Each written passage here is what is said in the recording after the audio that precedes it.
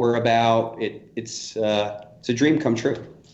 Nice. I can only imagine. I mean, I'm hoping to get somewhere near the success that you've had, when we do our own books. But this has been an incredible journey for you. Now, is this your 16th Kickstarter? Yeah, you're absolutely right. This is Lady Death Blasphemy Anthem is our 10th Lady Death Kickstarter and our 16th Kickstarter crowdfunding campaign overall. Yeah, and we put them out once a quarter every year for a year. Boom, boom, boom, boom, boom. And so far, each Lady Death campaign has surpassed the other. But like a steamroller. I mean, you're like the American Army marching through Western Europe. I mean, a friend of mine did say that a dear friend that I've known for a really long time did accuse me of being very methodical, and I think I must be guilty as charged, because we are kind of like the Borg. We figure out what works, at least in terms of behind the scenes, getting it all together, and market, make any adjustments every time, and apply those each time. So there's a real methodical approach to this. Yes. But look, I think that you guys maybe have an intro or something. Did we get right into it? Are we supposed to run that intro? I don't want to step on your toes. Niall? No, man, you flew right into it. You flew right into it, man. All right. So, and you say that it's methodical, you were saying, but it's much more than that. I mean, you could see the passion you have is really unrivaled. Well, thanks, dude. Yeah. And seeing the work that I was able to get the glimpse of the work when I saw you over the summer. I mean, your books are just, and each and every book is just surpassing the other quality-wise, draftsmanship, storytelling. I mean, you are giving people far more for their, bang for their buck.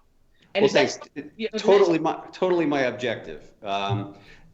Even though I'm known as methodical and stuff, that's just a process. I'm doing all this stuff because I love comic books, and I want to get them out to folks.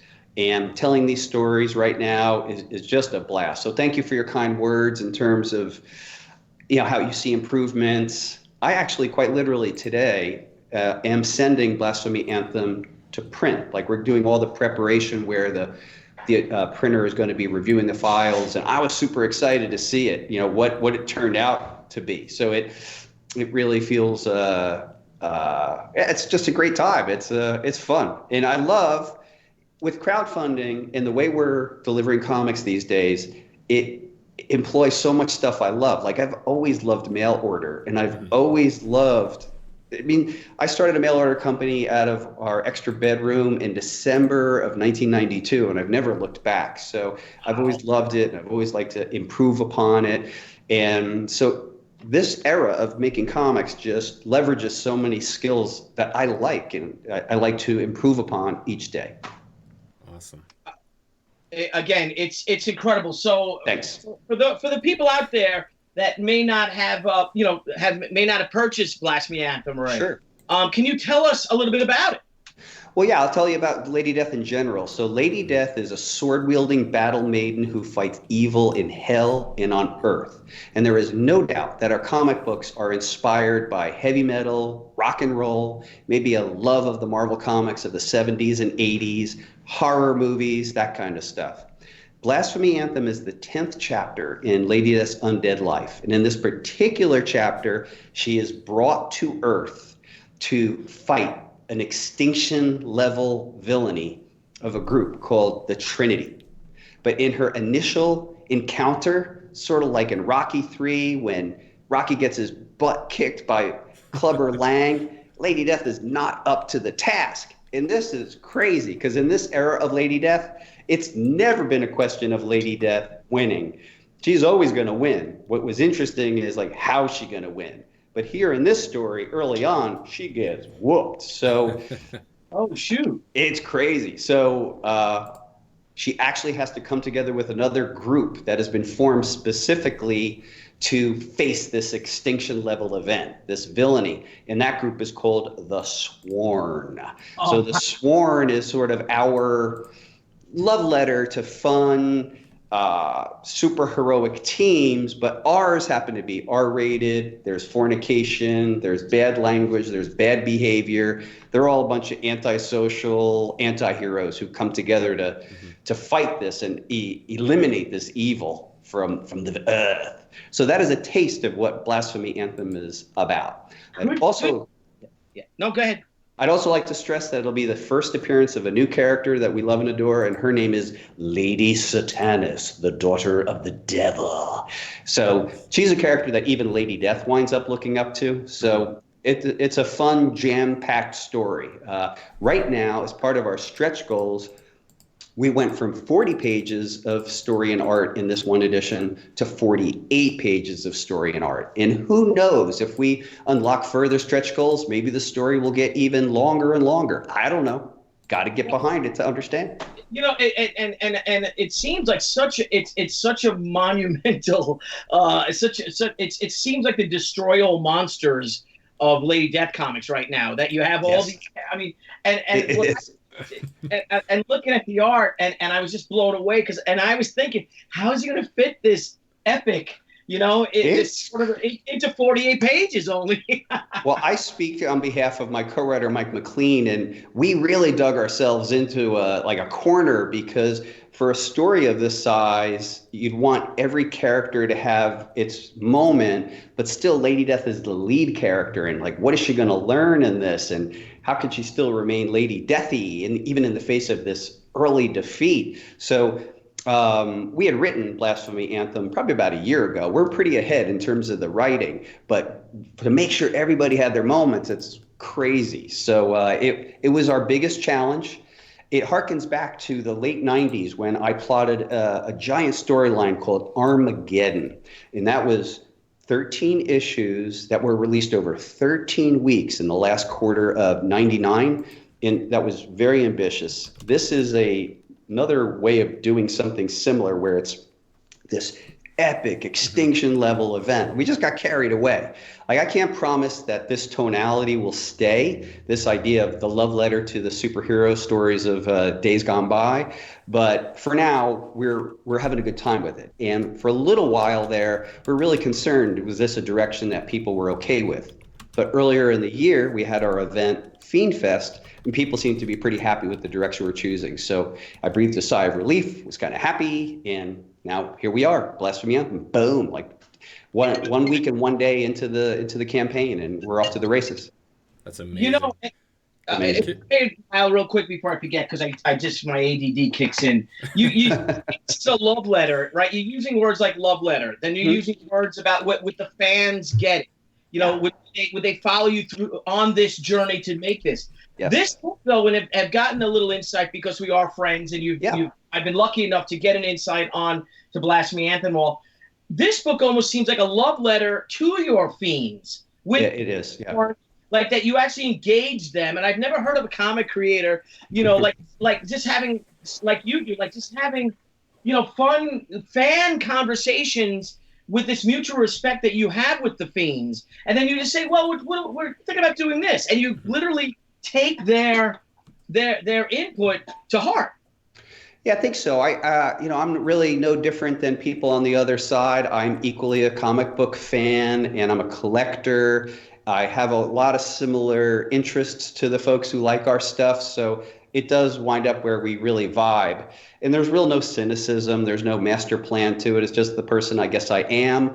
I've always kind of, like you, Billy, I've always kind of been that kind of person. I like what I do. I have my passion on my sleeve about it. I think being a little older now, I'm 57 years old, I really appreciate what I'm doing, maybe a lot more than I did in the 90s, where I just felt like in the 90s I was very ambitious and I was very driven, and I still have those traits, but I've slowed down enough to enjoy the moment, savor the moment, stop and look at the life that I chose to live and be grateful for it. So so I think what you're picking up, I guess it's just like, that's just how I roll. And also the sworn kind of sworn. Well, clearly now we have had this a guy named John Bruni in the mid 90s coined the term sworn to the black, and that became instantly affixed to the fandom / fiendom that was associated with my work at Chaos Comics and now Coffin. And in recent years, that got squeezed from Sworn to the Black to simply Sworn. And I thought, I don't know if I'm being too cheeky here by having our own super anti-hero team called the Sworn, but it definitely is kind of a love letter back and saying, like, kind of adopting that word for all of us to keep and to make these group of characters that hopefully our readers and fiends and the Sworn will feel good about. Yeah. Can you tell? And I know, Niall, I'm talking because I'm just excited about this. I'm like, fanboy. Yeah. Can you give us a little insight on your fellow creators on your creator team? Wow. I mean, we have a great team. So I have a co-writer named Mike McLean. He and I actually met here in Phoenix about 7 years ago. And man, we really struck it. We really struck a creative chord together. And I would actually go on the record and say that my creative relationship with Mike McLean is definitely one of like the great experiences of my life. Right up there with working with Stephen Hughes. There's some sort of simpatico there where we come from just enough of a different angle that we really complement each other, and we take care of, I don't know, areas where we're not as strong, but it's super fun to work with Mike. And writing comics was actually new for him. He had written a bunch of Roger Corman films and films for sci-fi and mystery. So in the beginning, I think comics were challenging, but I got to tell you, he has adapted wonderfully. So that's my co-writer. The illustrator on Lady Death, Blasphemy Anthem, and also on our Hell Witch title is a guy named Diego Bernard. So Diego is actually from South America. He formerly had worked on, I think he did X-O Man of War for Valiant for a while. But man, when I put a call out and I tried a bunch of artists out, and when I got Diego's work back, it was like, whoa.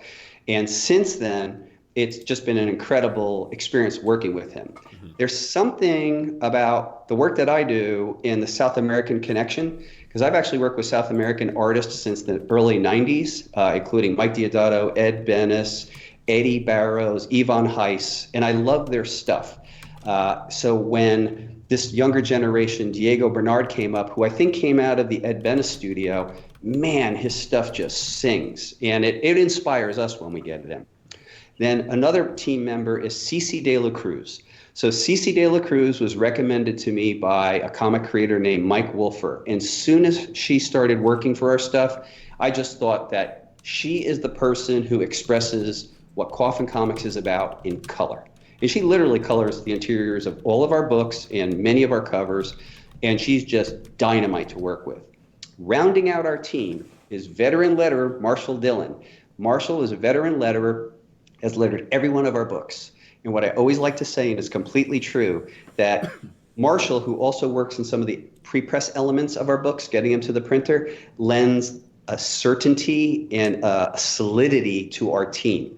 His work as a letterer is great. It's emotional. It's evocative. His professionalism is incredible. And then just the skills that he has in terms of his relationship to pre-press just makes everything smooth running. So that's the team on Blasphemy Anthem. And of course, we just have a bevy of incredible cover artists that range from Mark Brooks on our upper tier to new folks doing their first ever Lady Death work like John Boy Myers, who completely blew me out of the water, and then some wonderful returning champions like Paolo Pantalena, Jamie Tyndall, and others. So we're really blessed to have these wonderful people work with us. And it's just, even as I kind of rifle off the team, it's like, whoa, it's amazing. Yeah. I mean, the product shows. I mean, it's just always getting better and better and better. Now, with this campaign, you did an awesome launch party. I mean, can you tell us a bit about how you guys even came up with the idea of doing that? Well, the idea of doing a launch party is something that we've started since the very beginning. If you go back to our first year of doing crowdfunding, it just occurred to me to add a little extra excitement around things. And so we staged our first set of launch parties at Jesse James Comics in Glendale, Arizona. And Jesse, who is an ally and a pal, was kind enough to give us space. And every time we do a launch party, we'd kind of figure out some fun shenanigans. We'd call up people we know. And for example, we had a hearse pull up one time, and we had mock-ups of all of our items we were going to offer on the Kickstarter in a coffin, and everybody brought them in. We've had fire breathers. So it just, I guess part of it is it all just seems to make sense to me. I mean, it's kind of what I like to do. For Blasphemy Anthem, a lot of what I do too, it's intuitive. So I just felt like we had to go big because Blasphemy Anthem is a big story. We're introducing the coffin verse. We're really expanding out what the characters are about.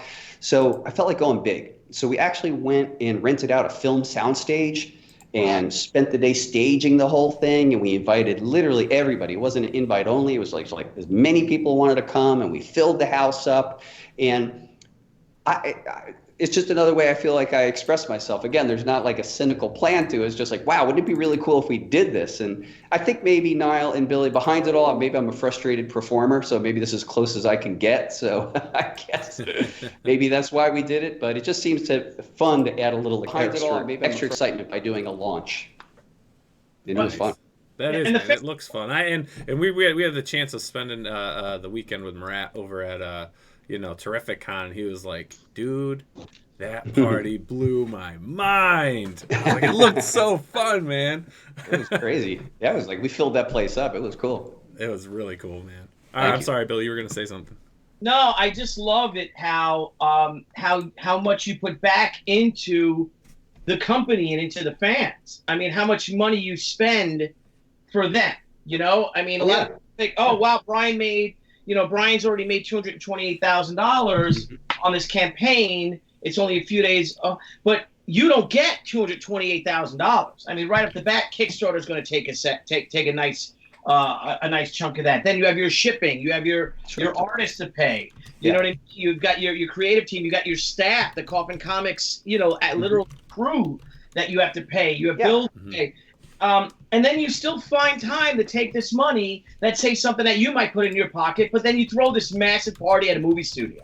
Yeah, I guess where I'm lucky, Billy, is like I'm a fairly simple person. I don't have very extravagant needs, and the truth is, like to this day, I drive a 2008 PT Cruiser. I think I'm like the last guy on staff to get a new car because I'm like, hey, I'm just happy I paid it off 5 years ago. So there's been no substantial change in our lifestyle, and we put the surplus capital as a tool into things like building our headquarters and to always improve the business, and definitely doing events.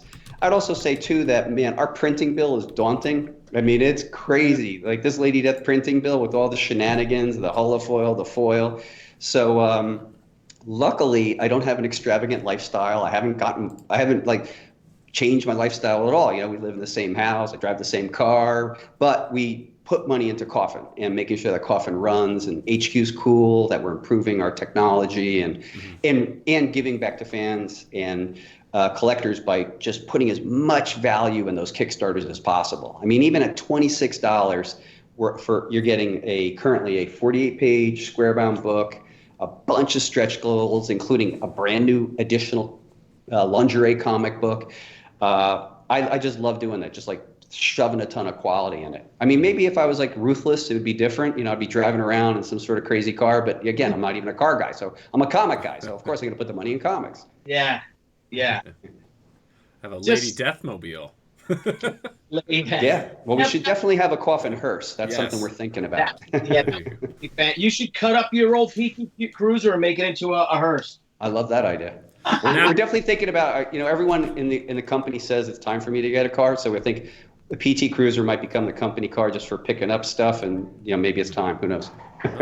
Actually, the new hearses are really nice. They are. Those Cadillacs. Yeah, you can have an old hearse. You got to have a hearse like that would have took, the... Dude, it's got to be a caddy hearse, man, with the fins. It's got to be. That's unique. Something like in Hollywood, like from the Manson murders or something that they loaded the LaBianca family in or something. Oh my Lord! Well, okay. That's pretty specific. I know. So Brian, if you don't mind, I'd love to. We've got a lot of viewers on Facebook right now and on YouTube, and I'd love to I want to show the video so everyone can see some great images and stuff. So let's check this out, guys. We're gonna check out the video for Brian Pulido's newest Lady Death Blasphemy Anthem #1. So let's check this out.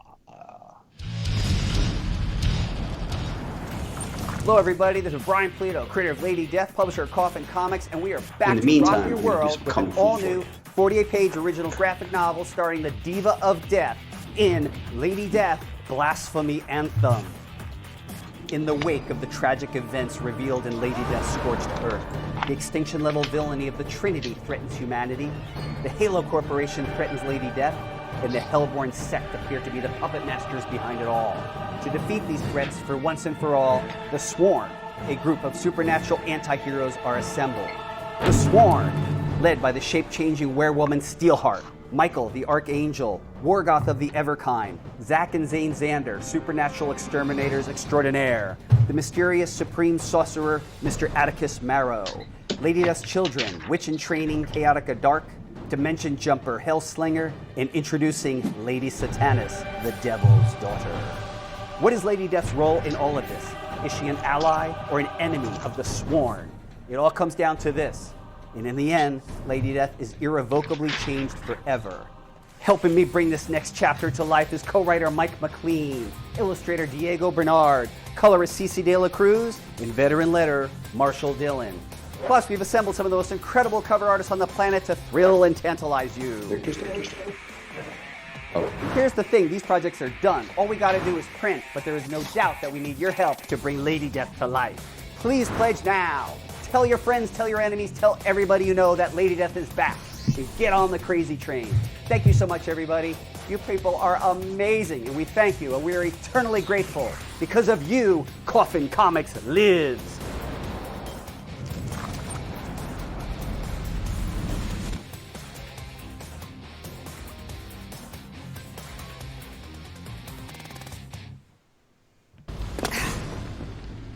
Man, I can't get over the animation you guys have in that. Just that wow, the whole coffin opening up. I mean, that thing is killer. I love that.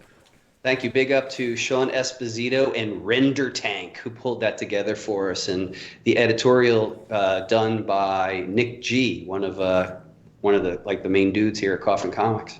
Yeah, that's sick. Now, that interior art is unbelievable. And Bernard, I mean, his pencil work is just, it's phenomenal. And it is. I know we discussed this on the first episode, and I'd like to bring it up because we have a bunch of new creators and stuff that watch the show.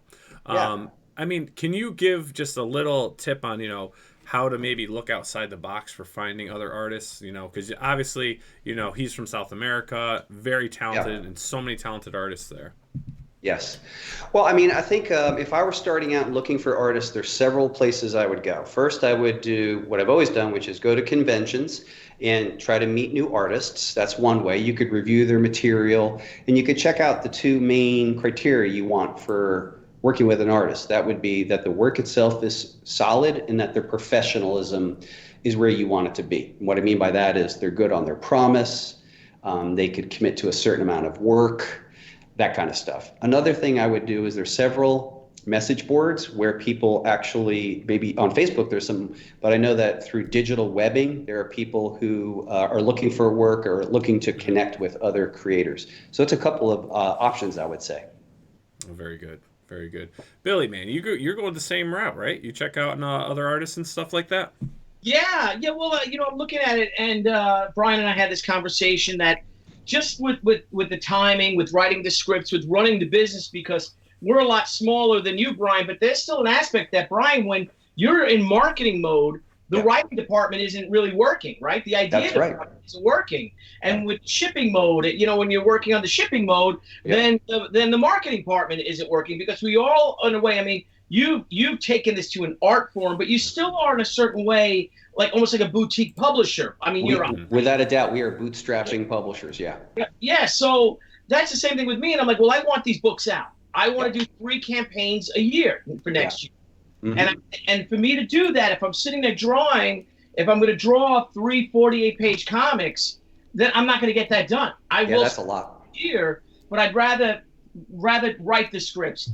Do maybe 8 pages, all the flashbacks, because our books now are 25 years removed from the original Way of the Warrior story. Yes. So if I always do the flashback pages, give people an insight of how it was, the new readers, then I can have these artists that are far superior than me, I feel, and maybe even still do a lot of the breakdowns and things like that. But the point is like get those books done. Get them in the hands of the consumers, these people that are doing so much, that are supporting us so strongly and so passionately. Yes. So, well, I agree. Yeah, to see you on covers and maybe you're writing the plot and then you're guiding the story, probably the perfect formula. That's what I've recommended for you for a while. Yes, you have. And I think you're right, because there are, I'm sorry, I'm sharing this on Twitter. There are so many people that want She. And I found a little bit about me real quick, that I was just blown away this past San Diego, Brian, of just how we had our best Comic-Con since 1998. And the reason you had that, Billy, is because you made it happen. Mm-hmm. And I had a Lady Death She little crossover cover project there too. Well, that may be a piece of it, but like the kid is back. I know what's going on. You're woke. You're woke up to this possibility in a way I haven't seen in a while, and I think it's great. No, I feel so good. I feel so invigorated myself, but I'm sure I got that from you. And I remember you sitting me down a year ago, 2 years ago, 3 years ago, and you're like, do it. And I got to be honest, and I think a lot of people who want to crowdfund their own comic books, they have this idea. It is very daunting, right, Brian? I mean, it is. Yes, it is. It's scary. It is. And I tell people right off the bat, because I get this whole thing, we wear black, we like heavy metal, and it's all true. But look, man, I'm a human being that contends with anxiety, and most people in the company know that before every single launch, I get fairly anxious, frightened, the normal stuff that you get. But the one thing that I'm not willing to do is to let that stop me. So I believe that idea of like feel the fear and do it anyway. So I get that people would be afraid, and how would it make you feel if it worked or if it didn't work? But you're never going to know until you try. So I accept that I'll be nervous or frightened during the process, but I'm doing it anyway. Yeah. And you're alive, right? You're alive doing big it. Time. Your big adrenaline's time. Pumping, and then you just see big it. Time. I mean, how long did it take for you guys to reach that $100,000 mark? It took 21 minutes and 17 seconds. That's crazy. And then we hit 200 at 26 hours. Oh, but it wasn't always like that, was it? Not at all. I mean, our first Lady Death Kickstarter, let me go back in time a little bit. I had just settled a lawsuit with my prior publisher, and I was looking at the landscape. As anyone knows, a lawsuit is expensive, and it was like we were almost starting from scratch. So part of the settlement was that publisher got to do one more story. And wouldn't you know that publisher jumped that story onto Kickstarter about a month, 3 weeks after the settlement. And man, I was frightened. I was like, oh man, that's exactly what I wanted to do. What's going to happen? So they go on about their campaign. I get a lot of PMs from people in the business. Hey, are you involved with this? And I said, no. And they're like, okay, I'm not going to promote it. So they closed their kick, and man, it was like $13,000. And I looked at that and said, I don't think we could make this work with that kind of money. Nothing personal, just how we were going to scale up. It's like, oh my gosh. So I still went ahead in February of 2015, did our first Kickstarter called Chaos Rules, not knowing what the heck would happen.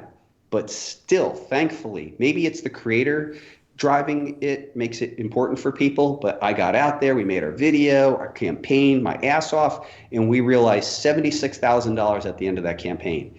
And that campaign gave us the capital we needed to continue. So it was phenomenal. Now, the crazy thing is, those years later, 15 campaigns later, we hit that 76,000 mark in about 15 minutes, which is mind-boggling. Wow. So I appreciate all of it. The first campaign was great because that got us going, and this campaign is great because it continues the capital, the excess capital allows us to reinvest in cool stories, logos for the characters, and all the crazy promotional shenanigans that we do. Yeah. And then how did this evolve into such a personal thing for all of your fans? I mean, you've taken, if you did your first Kickstarter, you got some more capital.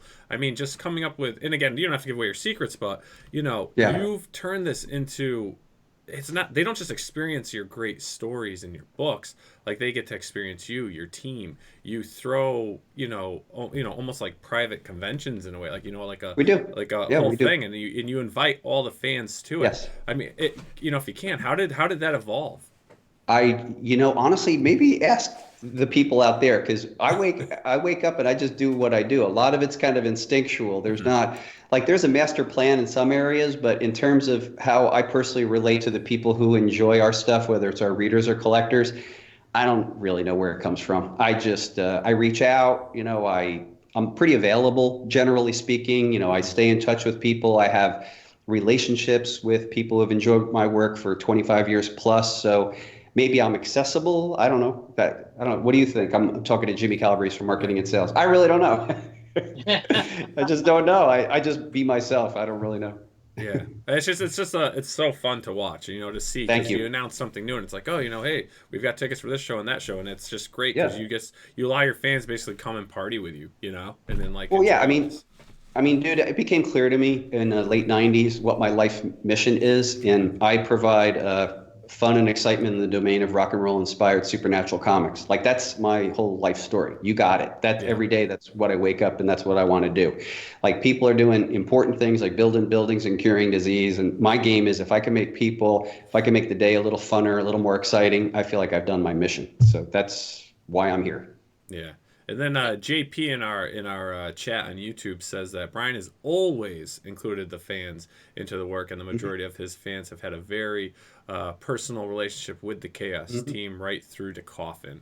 He has always done that, and it just carries over. Yeah. So I'm just being myself. I don't know. Thank you, man. It, yeah. I appreciate that. And Mark Saint, all the way from the UK, says, I remember Chaos Rules. It was a refreshing take on a crowdfunding campaign. You offered the rewards we wanted, not just emptying out your warehouse, say. No. So you kind of are the one that did start offering all these really cool reward levels with the various covers, bringing in like artists that might never have drawn Lady Death before. I mean, that Mark Brooks piece, and I don't know if he's done Lady Death before. It was the first time I ever saw it. Yeah, it was his first he's done a commission before, but that was his first ever professionally commissioned Lady Death piece. Yes. I mean, oh my gosh, and it's 10 feet high at San Diego, that giant Yeah, it was great. Super fun to work with guys and gals like that. I am grateful that the character Lady Death has attracted immense talent through the years. Boris Vallejo, Brom, Joe Jusko, Adam Hughes, recent guys, Art Germ. We even found a Michael Turner commission that, with the permission of the Michael Turner estate, we were able to bring to life for people. So it's incredible that she is this cool conduit somehow for people. That's awesome. It's amazing. So let's head over to the Kickstarter page, right? Sure. Okay. So you are currently, you have 1,717 backers. You're at $238,746. You have 22 days to go. So where are we currently at in the campaign? I would say we're at the end of week 1, entering into week 2. And yesterday what we did is we introduced a thing called the golden ticket. And what that means is the golden ticket, we're going to throw 10 of these tickets randomly into backers' packages with unique serial number. And if they get it and get in contact with us with that particular serial number, in return, we're going to give them a Mark Brooks Metal Legend edition, limited to 13 copies. Now, this is the facsimile, but imagine Mark Brooks, artist on the top Marvel, X-Men series, the Star Wars. We are doing an edition limited to 10 comic books, and anyone who backs a physical reward is able to get one of those. So we call that the golden ticket program. What makes that interesting is we have introduced the golden ticket before, but it's been in the 4th week of our campaign. We've never done something like this at the end of the 1st week. So inquiring minds might say, if Pulido does that at the end of 1st week, what's he got in store for week 2? What has he got in store for week 3? What has he got in store for week 4? Well, what I could tell you is expect the unexpected. That's what I can say today. That's what I could say now. Niall, Billy, no matter what you ask, I can tell you no more. It's funny you said that though, because like I noticed that when you posted, I'm like, why? He's doing that really early. I'm doing that really early. Golden ticket has been revealed. We are into like a great unknown territory, but we've always been saying for this campaign, expect the unexpected. Yes, indeed. If you think you know what's happening on Blasphemy Anthem, you only know part of the story yet. and that's an actual metal cover, right? That's going to be an actual metal cover? Actual physical metal cover. Okay. Yeah, this is the facsimile. This is the actual metal one, and we actually individually serial number them as well. And this is Mark Brooks. I think arguably the lowest print run Mark Brooks cover image ever. Oh, I'd say I don't think that's an exaggeration. Especially how big he is, and well, let's get some Brooks fans because he's also one of the coolest guys out there too. Very cool. I like the mustache. My vote was yes to the mustache. Yeah. But that's not all. As you can imagine, our Kickstarter campaign has all kinds of cool additions, and we like to do mock-ups to give people a sense of things. So here's a mock-up of what we call the homage edition. And clearly, we're homaging the wonderful Infinity Gauntlet storyline. And the reason why we're homaging this particular storyline is because our story, Blasphemy Anthem, is so huge, it kind of evokes that feeling. So instead of the gems, we actually have cool coffin-shaped jewels. And every one of the characters that is represented here is actually a character from the Coffin verse. The Coffin verse. Oh, but that's not all. It just goes on and on. We have the holofoil edition mock-up by Jamie Tyndall. We have a mock-up of the jeweled edition by Sora Sung. And this will actually have real live Swarovski crystals added to it. We're silly for not doing that during the mock-up phase. And then we even have the naughty edition by the one and only Mike DiBalfo, Jeremy Clark, and Cece De La Cruz. But I would be remiss if I didn't mention that we actually have an artist in residence right now here at Coffin Comics. And he has his own special tier on Blasphemy Anthem. And if you guys are cool with it, I'd like to bring him on, introduce him, and maybe he could talk a little bit about it. Can I please introduce the one and only Mr. Dan Mendoza? Dan Mendoza, get in here. Hey, Dan.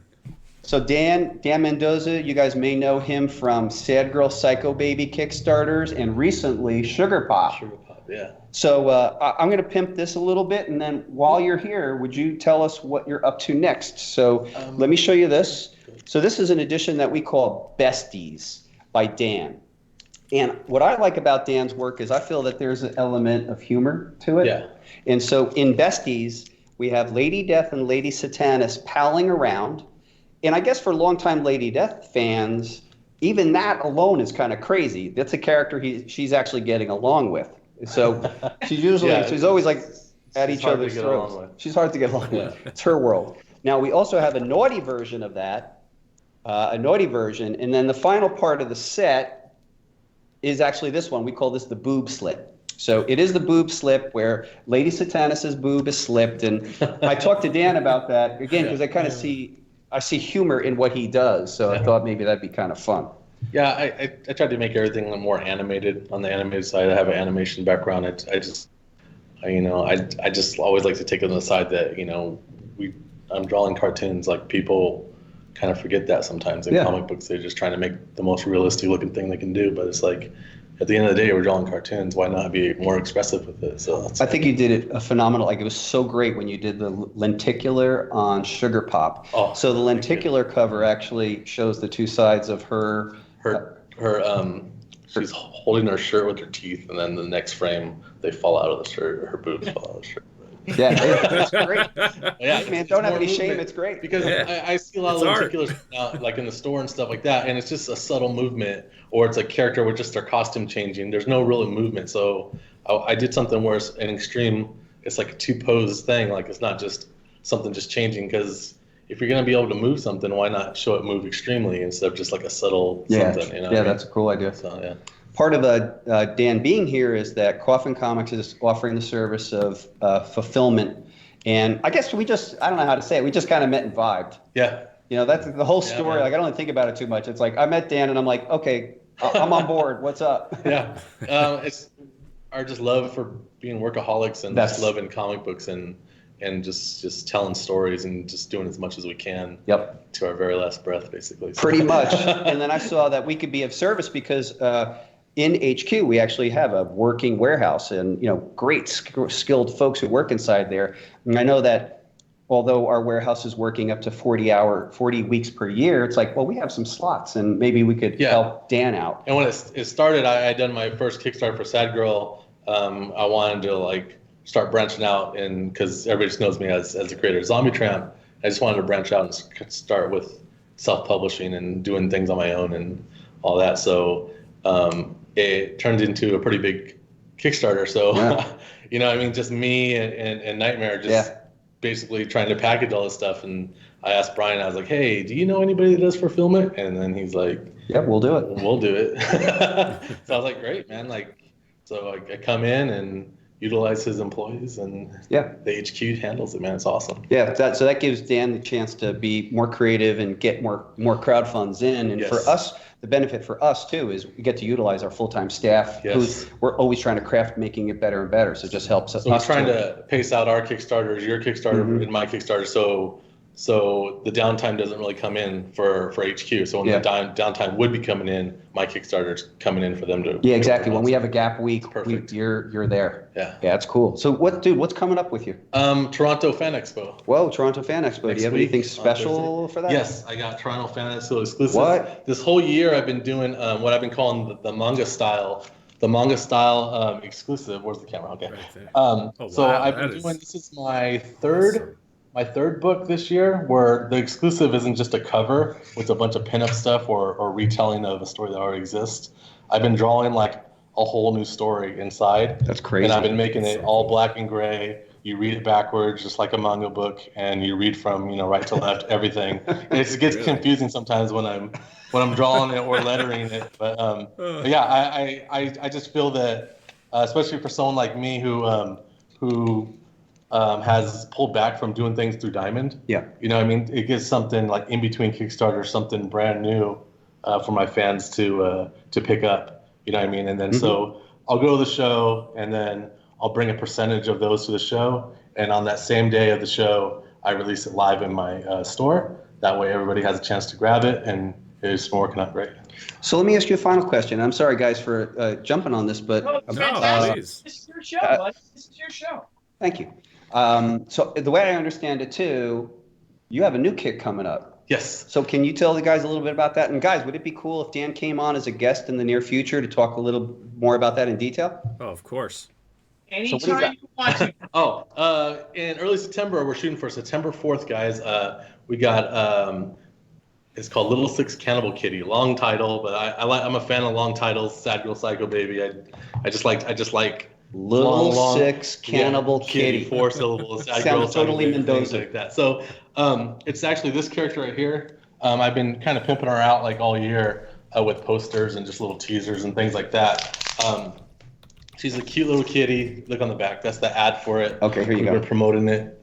So, wow. That artwork's I actually love all of Dan's stuff and reading the stories as a hoot. And I'm really looking forward to this one. Yeah, but Little Six Cannibal Kitty. Everything's set in this post-apocalyptic world. It's a tongue twister. Yeah, you have your own universe. The Mendoza-verse. Yeah, the Mendoza-verse. Everything with Sad Girl, Psycho Baby. It started. So everything revolves around her universe. Post-apocalypse. Lots of just sexy monster girls I like to do. So it's just lots of mutant, sexy monster girls.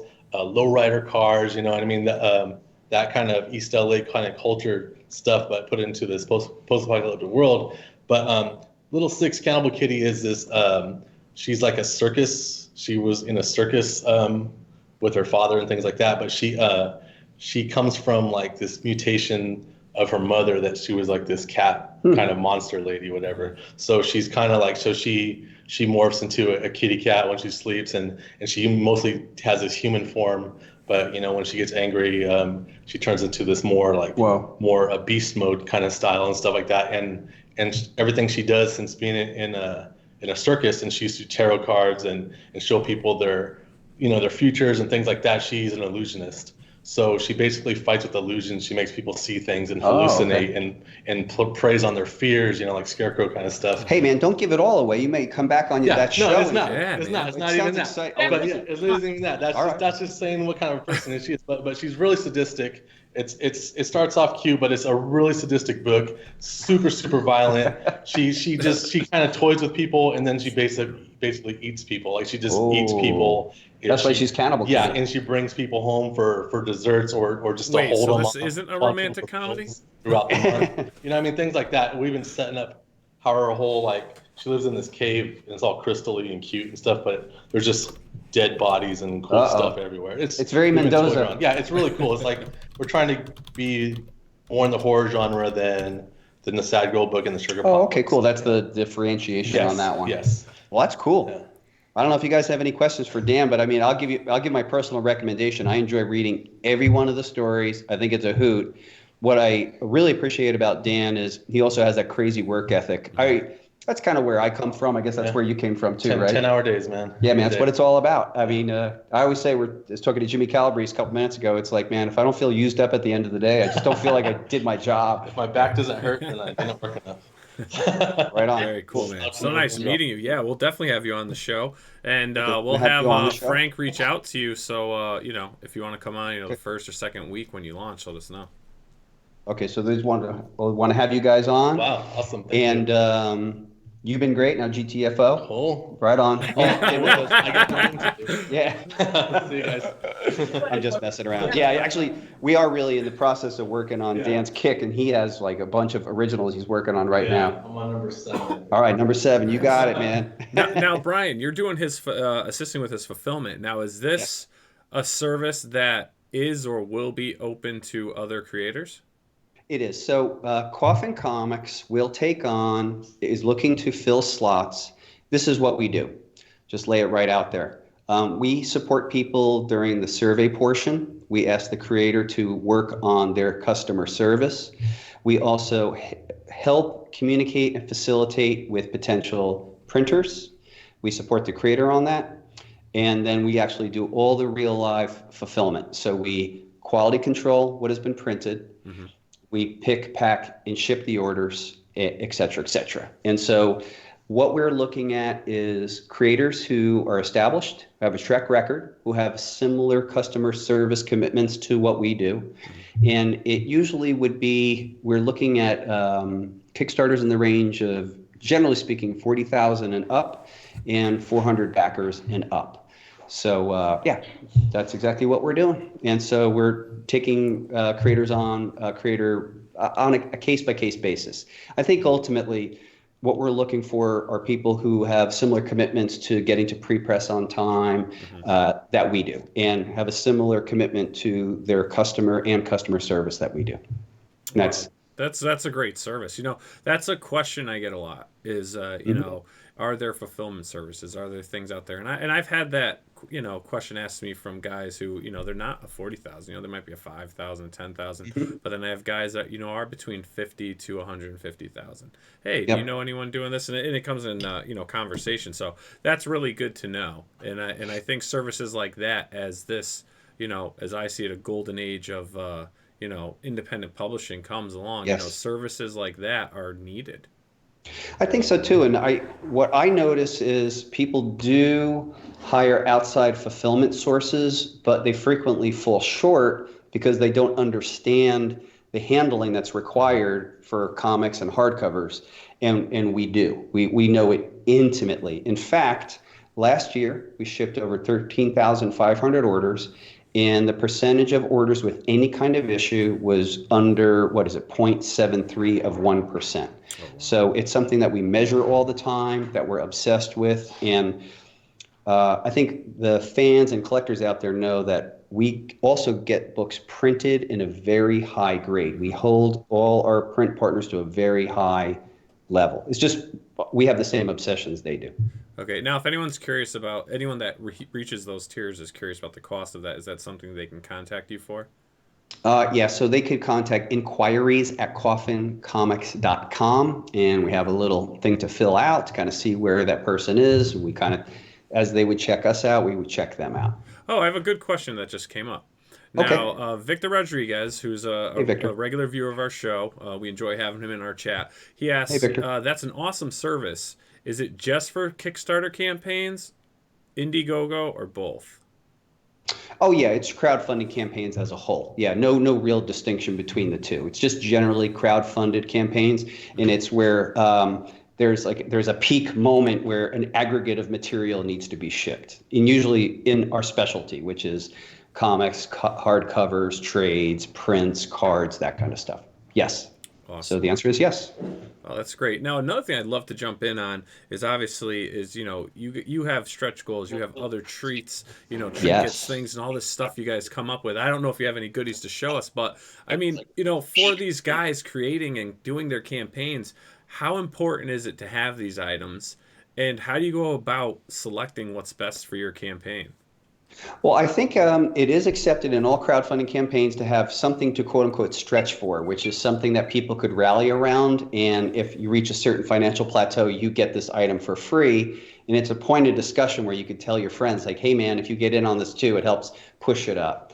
What I recommend people do is do what you think is fun, but also be practical. So, for example, if the main item that you're crowdfunding is a shape like a comic book, try not to make something bigger than that comic book. So if you were to do a print, maybe the print isn't bigger than the comic. You could do trading cards, stickers. People enjoy those things. I got a suggestion one time. It was kind of wild. It was, we're doing mainly a square-bound comic book Kickstarter, and someone's recommending a sword as a stretch goal. Well, it's impractical in a number of reasons. First of all, we can't give it away free because it would cost 10 times the amount that a comic book would. And then secondly, from a shipping perspective, it just doesn't fit. So I think the criteria is something that you think your audience will think is cool. And then number two, something that would actually fit reasonably within what you're already shipping. And that also speaks to the idea of what we do, which is we build mock-ups of all of our reward tiers and weigh them, take a look at the dimensional weight, and build an estimate of shipping, because in our case, we actually offer free U.S. shipping. So building mock-ups and building a budget, that kind of stuff is very, very important. Yeah. Now, you have so many of these campaigns under your belt. Do you have a favorite stretch goal item? Like one that you're like, man, that's the one I loved?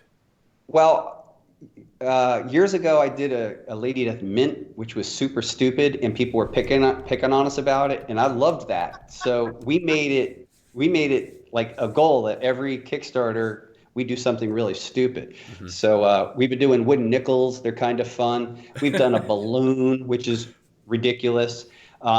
We did a campaign for our character Hell Witch, and she arguably is edgier, R-rated. It has sex and nudity in it. And it's kind of harkening back to the classic Warren era, which had nudity and edgier stuff. And we gave away a Hell Witch wiener wrapper. So we gave away condoms. And again, a lot of what I try to do. There you go. I mean, a lot of what I try to do is based on feel. What would I think is cool? So there's a lot of cool stretch goals. We collect them all. God knows. I personally, this is what I always tell people, and people in the office know this. I am a comic book publisher really because I like to make stickers. So I love having a lot of stickers on the campaign. Our HQ break room is covered in stickers.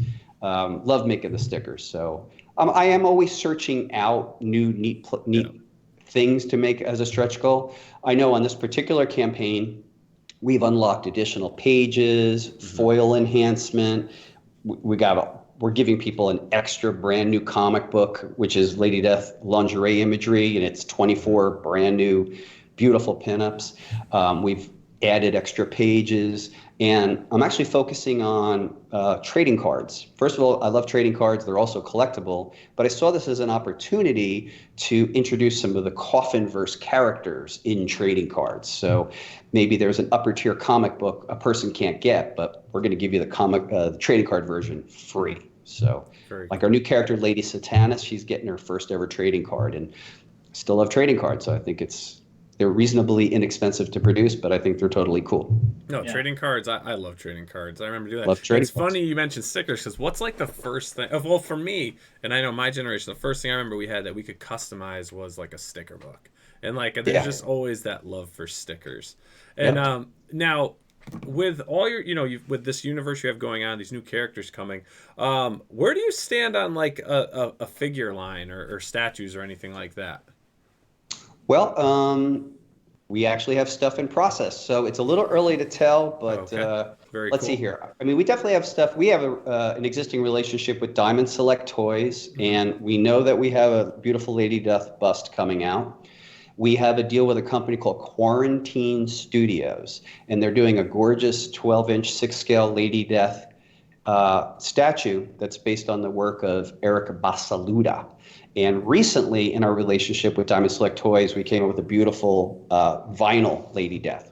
But something substantial is in the works. People may remember in the late 90s, we actually had a company called Eternal Toys. And there we teamed up with Diamond Select Toys to bring a bunch of 3D products to the market. So I'm not making any declaration right now, but I could say that in the domain of three-dimensional stuff, we have stuff in the works and stuff coming.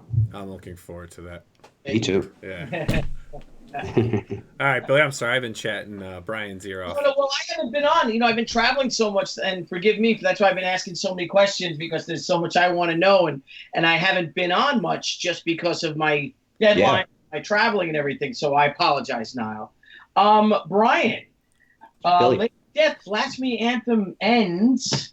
Yes. And I'm sure you guys are already working on the next Kickstarter for another title, which you always seem to be doing. What's down the pike for Coffin Comics? What's the next launch after Blasphemy Anthem ends? Thank you for asking. So Lady Death Blasphemy Anthem concludes on Friday, September 6th at 7 p.m. Pacific Daylight Time. Our next Kickstarter, our next crowdfunding event is Hell Witch: The Forsaken, which is the pulse-pounding sequel to Hell Witch Hellbard. And that will be released the third Wednesday in October, which right now it looks like October 23rd, and using Kickstarter as the kickoff platform. However, I would be remiss if I didn't mention that by choice, Coffin Comics is going to offer Lady Death Blasphemy Anthem to Inidegogo. Nice. We're currently scheduled on Friday the 13th. And the premise here is simple. We would like to get to know folks in that space. Mm-hmm. And what we're looking to do is to offer the various chapters of Lady Death.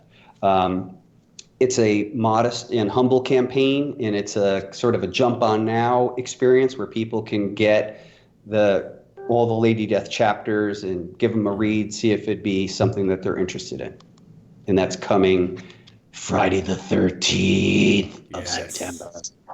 That's awesome. And good luck to you guys. Inidegogo has some die-hard fans, and I know, the viewers in our chat that are, Inidegogo supporters, I'm sure they will definitely help spread the word. It'd be awesome. Yeah, I see it as a different space. That's right. It's a different space, and the characteristic of this campaign will be different. Again, it's so people could read it. I'm looking forward to Billy's She campaign, and I can imagine that being very expansive, and that's not our intention on this one. On this one, it's really about having folks get to know us. Kind of starting over, I guess, in a sense, because we're going into a different crowdsourcing platform. So want to be respectful, walk in there and see, hey, this is what we do. Would you like it? Give it a shot. Yeah, and you're going into like Kmart now. You're already into Walmart. Now you get into the Kmart store. Billy, you probably get this too, dude. It's like, a dog's got to get a bone. I remember back in like 2005, 2008, comic stores are kind of drying up for my work. So I had to go out there and hit the cons, and I did. I would do 25 cons a year. And that was me, A, making a living, and B, reaching people and keeping the excitement up. And so in this world that we live in, I just see all these changing places where people are. And us as creators, it's our job to get to where the people are. So we do offer our products through Diamond Comic Distribution. We do exclusives for conventions. We have our own store, which we offer direct to people. So the idea of going into another platform where people are, that's the American dream. So that's, if there's people who would like it, we'll be there. Yeah, and Victor Thomas asks, will the rewards on the Inidegogo campaign be the same as the Kickstarter campaign? They won't. So the Indiegogo campaign will have a different characteristic. The ones that are on the Kickstarter are largely limited in nature, and once they're gone, they're gone. On Indiegogo, our focus is going to be on readership. So we're going to offer the main, what we call the main editions of each chapter of Lady Death. We'll also offer a exclusive print set and an exclusive metal card set. And the Blasphemy Anthem edition for Indiegogo will be exclusive to the platform. Oh, awesome! Yeah. So from the book, so you're going to be offering all the previous chapters of Lady Death. Yes, sir. Indiegogo's for these people that have missed it, or some people, like I said, may have not have don't buy on. They don't go to comic shops. Right. They don't go to Kickstarter. So now all these Indiegogo people out there, thousands of them, millions of them out there, will now get a chance to actually start, like you said, from scratch, to get going back to the very first Lady Death Kickstarter, yes, which was Chaos Rules. Chaos Rules, Damnation Game, Extinction Express, Unholy Ruin, Merciless Onslaught, Apocalyptic Abyss, Nightmare Symphony, Scorched Earth, etc., etc. Boom, man. That's fantastic. a hell of an introduction, I'll tell you that much. That's going to be super. great. Well, I don't know if it's too ambitious. Again, this is a platform that's sort of new to us, but I guess I'm coming from the point of view of I'd like to entice people by giving them the opportunity to read what we've done and see for themselves if this is something they would like or not like. I think they'll love it. I mean, I've read all of those. I own all of them. And I mean, Thank you. It has our endorsement, I'll tell you that much. I mean, you guys, once this thing goes live, if you're not going to hit up the Kickstarter, hit up the Indiegogo. You will not be sorry. Thank you. And what the great thing about Brian is that you are unapologetically fun and fearless, it seems, when it comes to making comics. And your comics are fun. They are. Thanks. They really are. They're Thank you, dude. They're escapism. Yes, they're escapism for sure. That's it. It's just fun. And, it's, again, love letter, I guess, growing up in the 70s, late 70s, crazy Marvel stuff. That kind of stuff. And we're getting some people saying they're on board for your Indiegogo. They're Thank ready you. for Awesome. it. And, I'm getting a lot of questions on animation. Yes. Would you ever consider doing that again?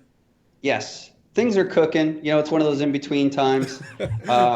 Oh, man. I'm just hitting all the secret stuff here, huh? I know. What can I say? Some of these things I wish they would, move along faster, but there are things in that space that are moving along. Yeah. We'll see. And we just got a super chat from Wyatt Holiday with a great compliment. Billy and Brian are two of my greatest inspirations, so it's awesome to see them in the same place. Thanks, man. Oh, yeah. Always, I'm always happy. Thank you. Thanks, guys. Always happy to hang with Billy. And this is a lot safer because at Comic-Cons, I leave my booth a lot to go hang out at Brian's booth. And Debbie always comes over and grabs me and just drags me back to the booth because I just have so much fun with Brian and Fran. And if you think about it, you and our families have been clowning for 25 years plus. Yeah. I mean, do you remember we would do megacons and Beth Wadera would always have us next to each other and, just clowning. Yeah, well, I got to tell you what's happened is that I don't know if you're aware of this, but for the New York Comic Con, they put us next to each other. I'm excited, man. Yeah, Debbie told Francisca, so I'm very excited. All right. I guess you guys are hearing it here first. It's true. Brian Pulido is going to New York Comic Con, and he's going to be right. It's okay, and he's going to be right next to Billy Tucci, and we're going to be in the Artist Alley. So shh, don't tell anybody. Somebody else told me. It's all right. It's cool. They saw the Artist Alley or something. Okay, shh, don't tell anybody till September 6th. It's happening. Yeah. That's cool, man. We'll go out to dinner. We'll have and I'm going to be shipping my stuff to you, man. Yeah, I got so much. No Thank problem. And that's an easy, commute on Wednesday just to drop them off in both our booths, and that'll be great. That'd be awesome. Oh, dude, you know what I was thinking? See, I mean, since we're talking about this, I think I have the black and white of the first ever Lady Death swimsuit image you did. Oh my gosh! Wow. With your permission, I was thinking maybe talking to Brian Miller and maybe color that up for New York Comic Con. That would be I would be honored because that was the first. I don't know if I ever cashed your check. You sent me a check. I don't think I cashed it, but you were the first comic creator to offer me a job.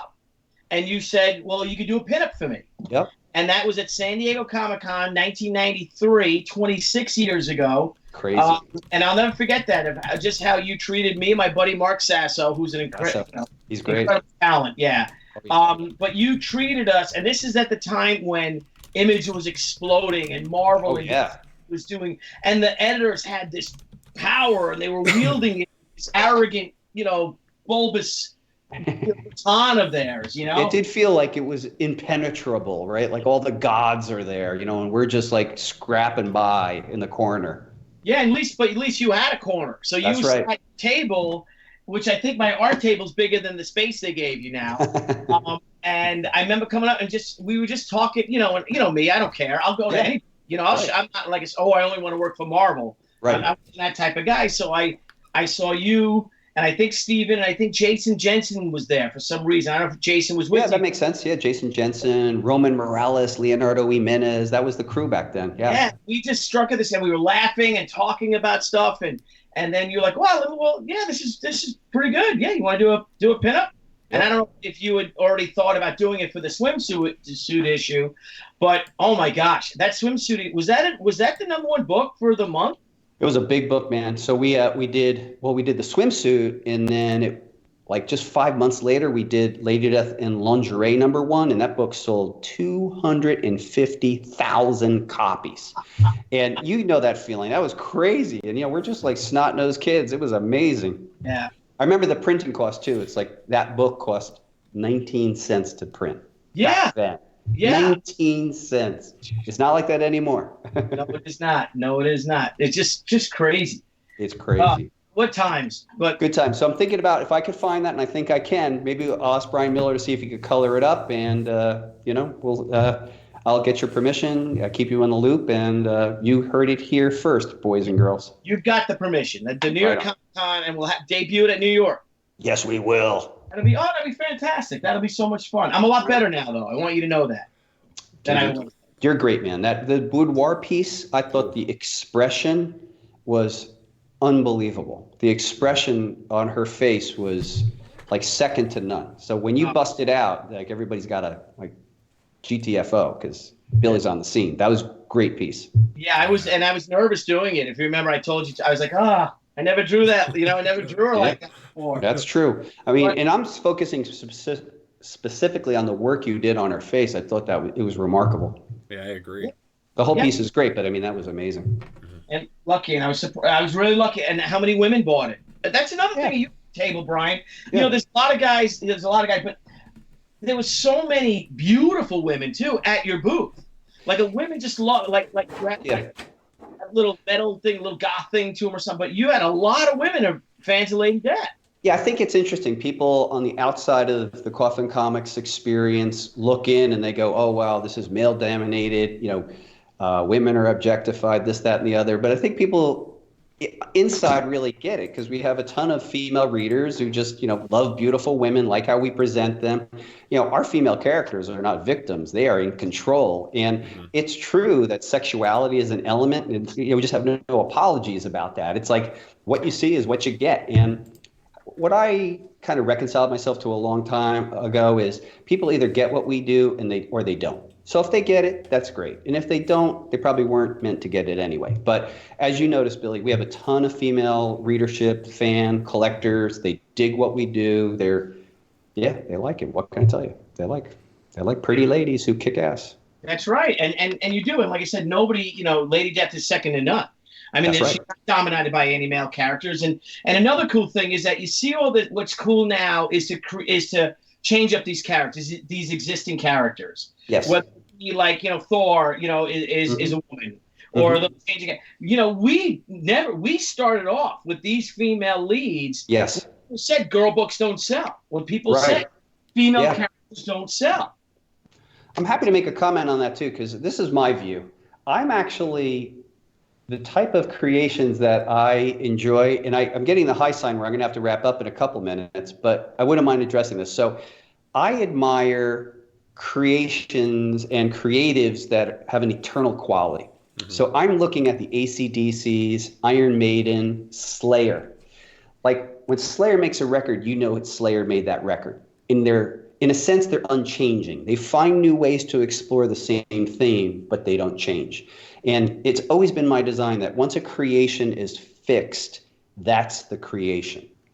Now, if I were to go back in time and help Marvel Comics out, I would be perfectly fine with them doing characters that spun off. But I would never change that Steven Rogers is Captain America, that Tony Stark is Iron Man, and that Thor is Thor. What I would do instead is create an alternative universe where people could have whatever it is they want.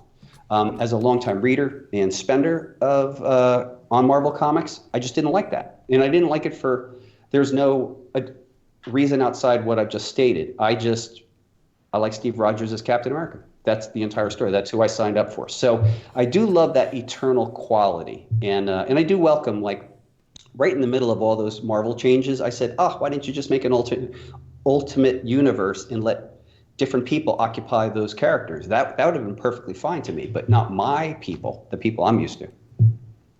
Yeah, and they did and they had great success with the Ultimates. You know, with the Miles Morales character as Spider-Man, just great.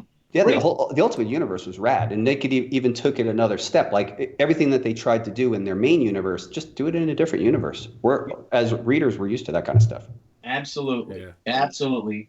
And I think on that, if you have to get going, my friend. Guys, I can't thank you enough for having me. It's always a pleasure speaking to you, and thank you for sparing the time and listening to what we have to say. I really appreciate everything that you guys do for us. Oh, we enjoy everything you do, man. Thanks, dude. Thanks a million, bro. The pleasure is all mine. I'll talk to you guys soon. You stay out of trouble. You guys have been great out there. I've been Brian Pulido. Holler at your boy. Yes. And we're staying live, right? We're staying on. We're staying on. Love you, Brian. Good night, buddy. Is he gone? He's gone. Want to shut him off? There you go. There you go. The great Brian Pulido. Look at that. Our very first guest and our 45th guest, or 45th show. Yes. So our 44th guest. We're like the presidents. We're like the United States with Grover Cleveland serving twice as our president. Yes. And you know what? Before we jump into your deal, why don't we hit off with our crowdfunding call out for the end of Brian's segment?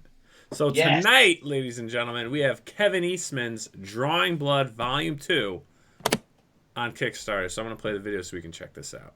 Perfect.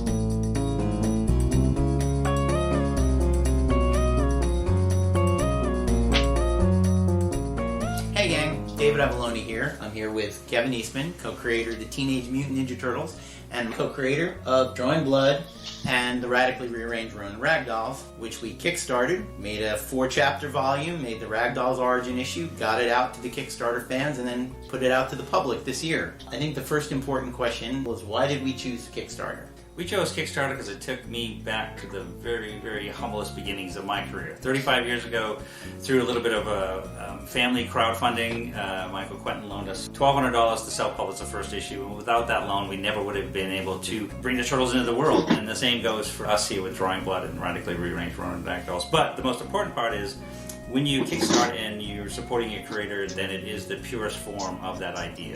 There are no editors, there are no publishers, there's nobody to tell us what to do, what not to do with our creation. And that's what's so beautiful on Kickstarter. And that's what we took right to heart with Drawing Blood and Radically Rearranged Ronin Ragdolls. And so you can be the, what was it, Uncle Quentin? The Uncle Quentin. You can be the Uncle Quentin of 2019. If you read Volume 1, you know that we left our hero, well, our anti-hero, Shane Booker, in a pretty tight spot. We'd like to get him out of that spot. You can come along on that journey and see Shane's continuing adventures. As a matter of fact, we've already started work on Volume 2. Isn't that right, Ben? Right, Ben? Ben? Ben? Ben? That's right, guys, we're back, and as you can see, I'm already hard at work on Drawing Blood Volume 2. This is Chapter 1 of what will be 4 chapters in Drawing Blood Volume 2. But, unlike Drawing Blood, #1. We're going to give you this chapter as soon as the Kickstarter ends. We're going to have it fully colored, fully lettered, fully finished for you digitally to kind of tide you over until the full book is done. But what's even more is if we hit our goal and the book happens, you guessed it, we're bringing back the radically rearranged Ronin Ragdolls. We've got Otomo, Miyazaki, and Tezuka, and they're coming back in a double-sized issue by Troy Little, the Ragdolls adventure comic. Oh my gosh, there's even more. If we hit our goal and we make Drawing Blood Volume 2, and then we hit our stretch goal and we make the Ragdoll adventure book, we're talking about a Paul and Shane Bookman creation sketchbook. This thing's going to be like at least 48 pages, maybe 50. We haven't counted them yet, but it's going to have all the original sketches of how they, or Kevin Eastman, came up with the designs and the look of all the different Ragdolls. So that's something I really want to shoot for. We'll talk more about the stretch goals below, but now back to the guys. Thanks, Ben. Appreciate it. As I always say, I have the greatest job in the universe because I have the greatest fans in the universe. For the past 35 years, I've been able to write and draw and tell comic book stories. That's been my passion since I was a little kid. This is where we want to take you next. We want to have you join us in the continued adventures of Shane Bookman and the radically rearranged Ronin Ragdolls. And this time, we're not pretending that Shane Bookman is a real guy. Absolutely right? not. I mean, we had fun with that last time. Some people actually... Oh, I'm sorry. Completely fictional. I thought I turned... Oh. Ooh. It's Bookman. So check out the information on this page. Choose your awesome perk and take the ride with us. Thanks for listening. Well, that was fun. Oh, Jiminy Crickets, what a cool. blast. And we are working, man. I'm busting my tail. I know Ben Bishop, and we're trying to get him and Kevin on the show to talk about this. So, I mean, they're currently at, they have 15 days to go. They have a goal of $75,000. They're at $61,918. And I will tell you, I do have Volume 1, and it's really cool. I think it's loosely based on Kevin's life. But I would definitely check it out. When I read it and everything, and that's kind of what I got, especially from the documentaries and everything I've seen. But definitely, guys, check this out. Ben Bishop is an awesome illustrator. He's done some of his own crowdfunding projects. Obviously, most of us, I'm sure most of you know who Kevin Eastman is, creating the Teenage Mutant Ninja Turtles with Peter Lord. So check all of this out. Is it Peter Lord or Laird? Peter Laird, sorry.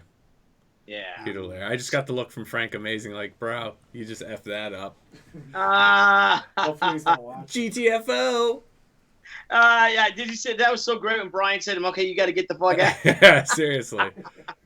So I'm now doing, we are now live with our She Vampirella Indiegogo campaign, the exclusive comic book that we did. I did an exclusive cover. I'm trying to find Indiegogo. Where's Indiegogo? Why isn't that showing up? So I've got it up on the screen here.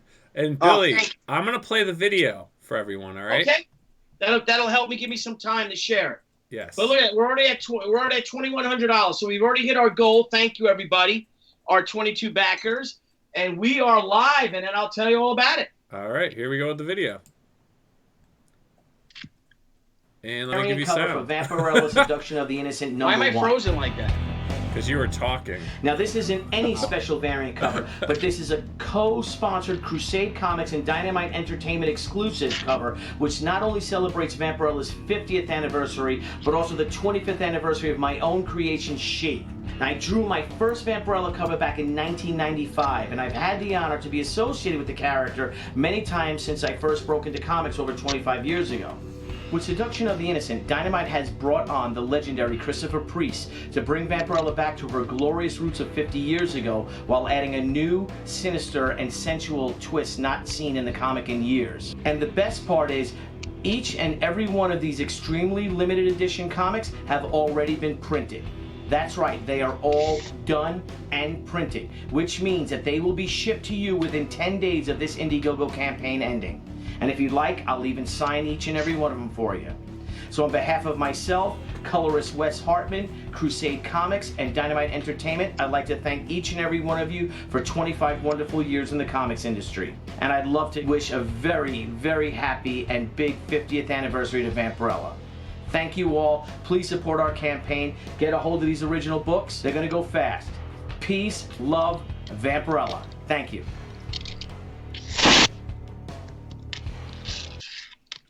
Nice. Nice. Yeah. So and that Astonishing Colors by Wes Hartman. Oh yeah, Wes Amazing is colors great by work, Wes. man. The book, written by Christopher Priest. It's a beautiful book. And it reads like no Vampirella you've read in decades. That's how fantastic it is. So I'm going to write exclusive now up on Indiegogo. All right, yeah, because this book did so well. We had, and the cool thing about this book, Niall, is that they're all done. The books are all printed. I have them here. So here's one of them. So this book, it's a 30-day campaign. Which also gives me time to launch my She campaign, to get me going with that. But this is a dynamite campaign. So even if I launch She before this one's complete or before it's fulfilled, but the thing is that since all the books are done, the book will be fulfilled within 10 days of the campaign ending. Oh yeah, there's no issues there. Yeah. So and here's the book, and let me get this is Wes's cover. You see, it's the Crusade edition, Crusade Comics edition. They're all extremely low numbers, the books, and it's Seduction of the Innocent #1, The Yellow Brick Road, and again, it's written by Christopher Priest, and it's artist by Ergen. I stay away from saying his name because I don't know how to say his name. It looks like it's Ergen Gundas, and he also colored it. And this book is just beautiful. This is one of my copies, so I can do it, but. Man, handle that. Yeah, I know. I gotta be careful with it, but it's just gorgeous what he did. I mean, look at this. Look at the coloring. Yeah. Look at that. Beautiful. Oh, wow. Yeah. Beautiful book. And I mean, she's beautiful. She's sexy. I mean, look at the detail. Look at this guy. You know. Yeah. I mean, it's just a lot of fun. And again, you can't go wrong. Look at it. Just action. Again, not dissimilar from Brian Pulido. Or even hopefully with the She book that we're having these comics. We want to have fun with them. You want to put the fun back in comics, like we're putting the fun back in crowdfunding, aren't we, Niall? Exactly. Bring it to the masses. We're doing it as a team, everyone. Yep. So if you guys can go, we got we launched. We hit our stretch goal was $2,000. I mean, our goal was $2,000. They're now working on some stretch goals, and they're also working on. Some more way to combine rewards and things like that. Yeah, and Lee, yes, it's this is a Dynamite published book. That is correct. Yep, it's a Dynamite published book, and it's offered. We had them shipped to me. I'm sure if there's any left over, they'll go through Diamond, but that'll be in months from now. But this is the chance just for the Indiegogo people. I'm sorry, the Kickstarter fans to actually get them. No, it's Indiegogo. No, Indiegogo, yeah. This is a Dynamite Indiegogo campaign. And they've got various covers here for you guys. You got the original cover. You got the black and white cover, which I believe, I think that is, that's limited to 150. The numbers, same with what's that? Can you read the numbers? You mind reading the numbers? Because I'm not sure what the numbers are. You want the dollar amounts? No. The numbers of how many are made of each episode. Yeah, so basically what they have right here is, so the featured select perk is the all 4 covers signed, and that is out of 100. So right now, currently, there's 2 out of 100 claimed, and that's a $150 package. Then you've got the original cover, which is, there's no limit to that, and that's a $20 backing. The black and white cover is at 150 total. There's one claimed right now at 30. The Virgin cover is set at 150 copies, and the black and white Virgin cover is at 100 copies. The lithograph appears to not have any limit on, and the all 4 covers, as I mentioned before, is up to 100, and they also have the signed lithograph, and then the Pure Line Art cover. That's going to be out of 150 copies. Yeah, and that's the signed Pure Line Art cover will be at 100 copies. Yeah, and then the rare one is going to be the sketched black and white version cover, which they're only doing 50 copies. I guess that's this one then. Yes. So here is so one of these is taken directly from my pencils, and then the other one is digitally inked. So I don't know which one is the rare one. I got them. These are my copies. So those are yours. These are mine. But I would assume that one is it. So, so it's pretty exciting because I was at the Dynamite Studios last week, actually last Tuesday. We had a great meeting, Nick Barucci and I and Joe and Mariano, the part of the Dynamite crew. They've got a fantastic office, too. I'm starting to get, I'm talking to Brian, and then we saw Brian's headquarters, the Coffin Comics headquarters. Yeah. And it's astonishing. It really is. And then I went to the Dynamite offices, and they too, it's a big, beautiful office. I'm just hoping I have my little studio here that, we keep changing and fixing, actually trying to streamline it and make it, actually workable. And then Debbie has her own home office downstairs. But I think what we'll do, we will be expanding, and we will be getting, once we start fulfilling our own books and all, once our camp, like we're doing now. Mm-hmm. Right now, and I'll be honest with everybody, the Zombie Sama books right now have totally taken over my wife's dining room and living room. Yeah, there are books everywhere in piles.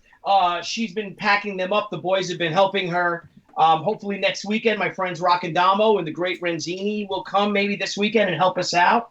John Broly and I, for those who are fans of Zombie Sama, here's the Zombie Sama sketchbooks.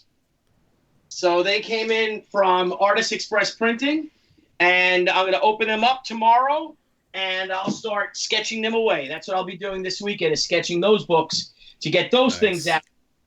We're finishing up, the Ash Can. I just had some character sketches to do. We're waiting for the comic pages to come in. So all this is happening. It's pretty fun. We learned so much doing this book.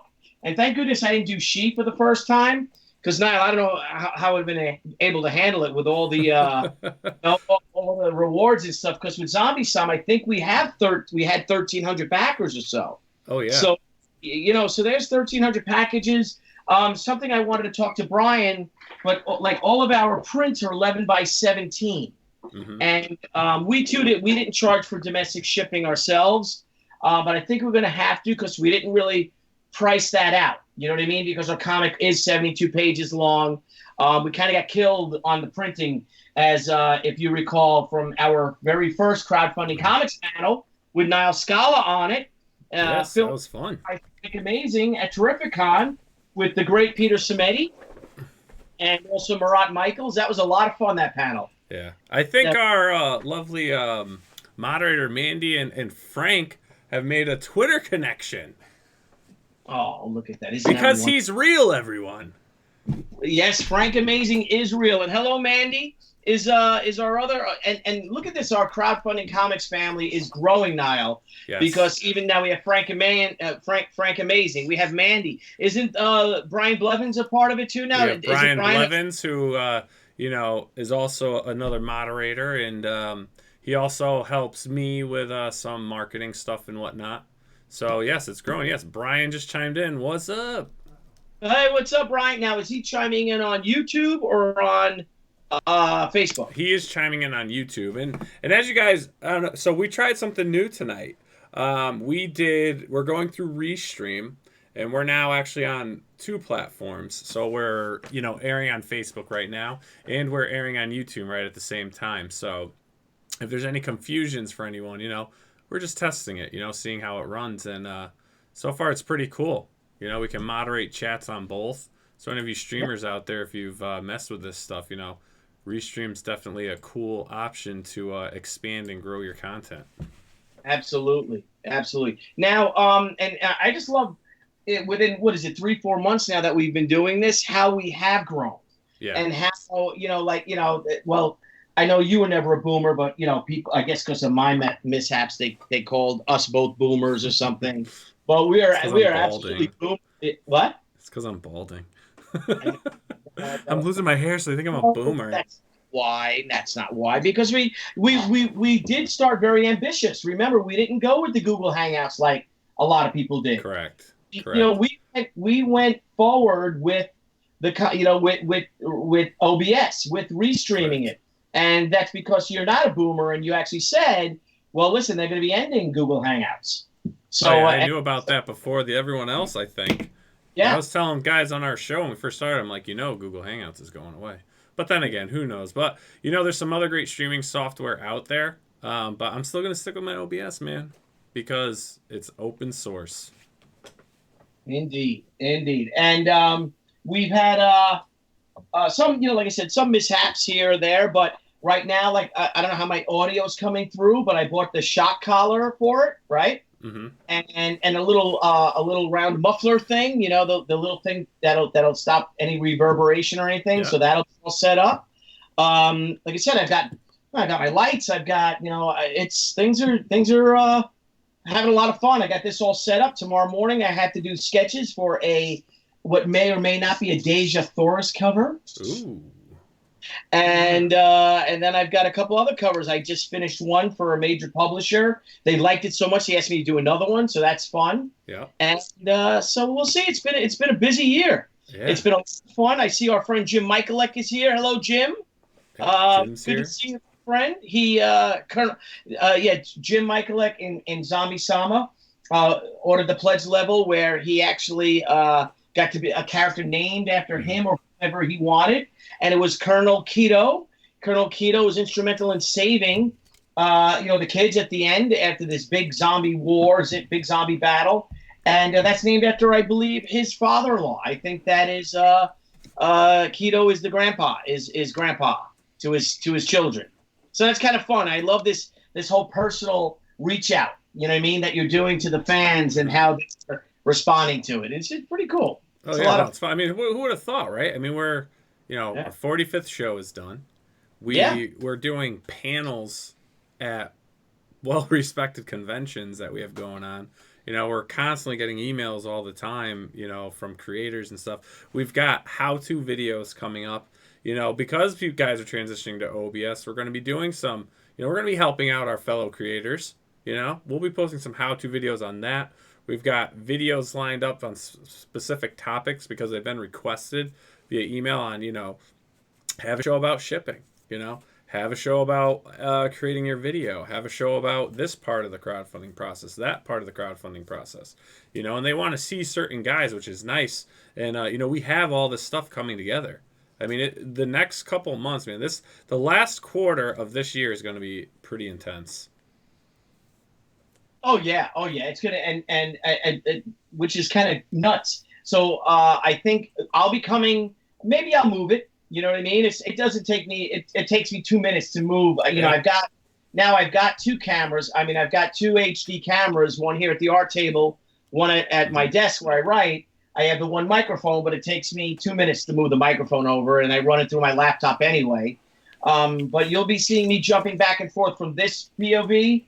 And then my other one, depending on what I'm doing, because as you said, Crowdfunding Comics not only will be a very busy, will be our nightly busy show, and I want people to know out there because we're getting so many requests from creators, and we want to have everyone on the show. But Niall and Frank Amazing do all the work, and they also have real jobs. So what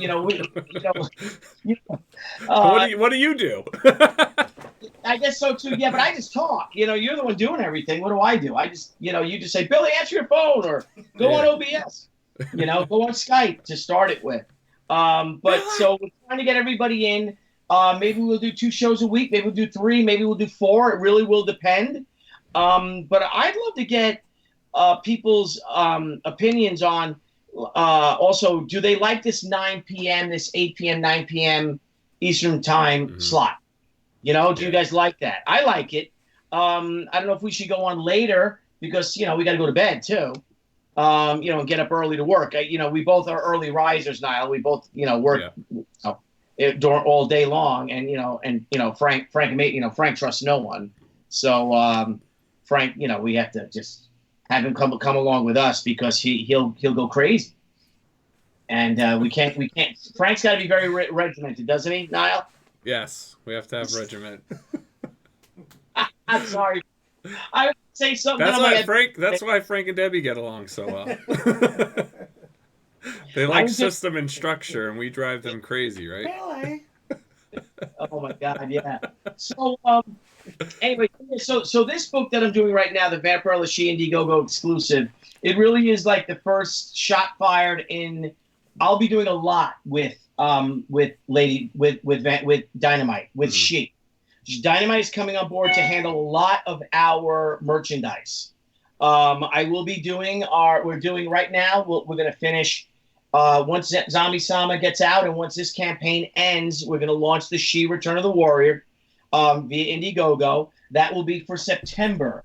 Once that's done, we feel that we can get everything out by November. But what we might do is once the She book is all done, and people see that it's done and that it starts to ship out, I think we're going to do a very special late November 2-week campaign for A Child Is Born.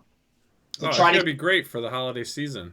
Yeah, I want to get that book out. You know, we published that book in 2007. My partners and I at Apostle Arts. We might do a different cover, but it's so funny that people can't get that book. And every year Diamond comes to us and asks us for it, but it's always too late for me to get it to them by the time they get it in stores for Christmas. So we're going to have our little Christmas sale. We're going to have our own maybe Cyber Monday or our own Black Friday type of sale, but it'll be before that.